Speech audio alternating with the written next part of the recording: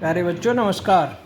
आज से हम लोग चैप्टर 2 अध्याय 2 वास्तविक संख्याओं के घातांक पढ़ेंगे। तो इसमें हम लोग पहले घातांक क्या चीज़ होती है वो जान लेते हैं। नंबर 1 में जैसे मान लीजिए एक चीज़ हमने ली कि कोई भी नंबर है उसमें उसी नंबर से अगर हम गुणा करें तो क्या होता है, उसकी घातें जितने बार हम गुणा करेंगे उतनी घात हम लिख सकते हैं। घातें आपस में गुणे में जुड़ गई। तो एक घात चूँकि यहाँ पर साइलेंट में होती है तो एक और एक मिलके 2 हो गया।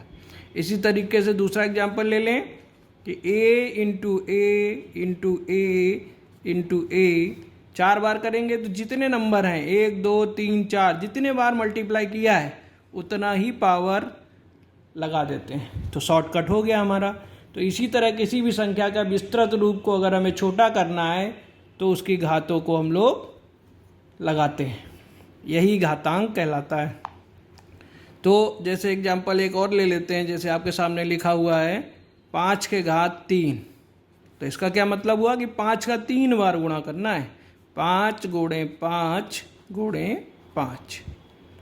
ठीक है, कोई भी नंबर हो उसमें जिस तरह से जितनी घात लगी है उतना हम उसका प्रसार कर सकते हैं। जैसे मान लीजिए हमको दे दे कि 4 के घात 2, तो इसका मतलब हो गया 4 गुणे 4।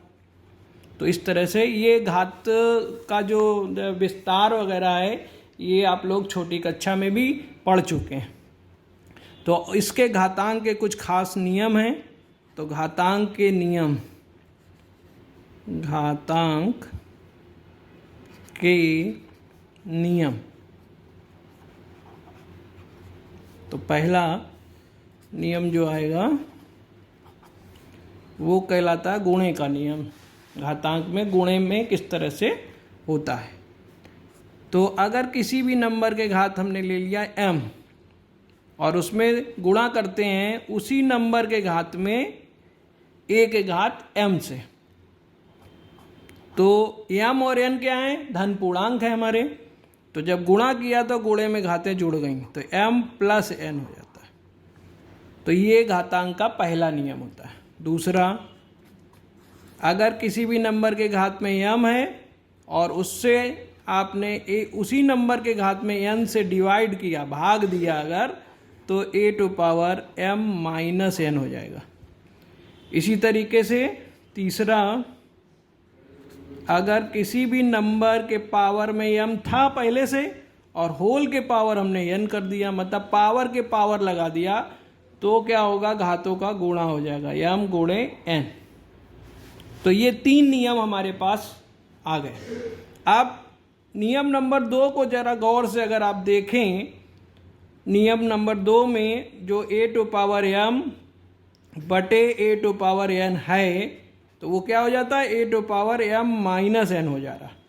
तो इसमें अगर हम एक थोड़ी देर के लिए सपोज करते हैं कि m इक्वल टू n अगर हो जाए तो हो जाएगा क्या हमारे पास, a टू पावर m बटे a टू पावर m बराबर हो जाएगा a to power m minus n। जहाँ पर है n की जगह m कर लेते हैं, तो क्या हो जाएगा, a to power m upon a to power m, और इधर हो जाएगा a टू पावर m से m को हमने घटा दिया अगर, तो घात हो गई 0।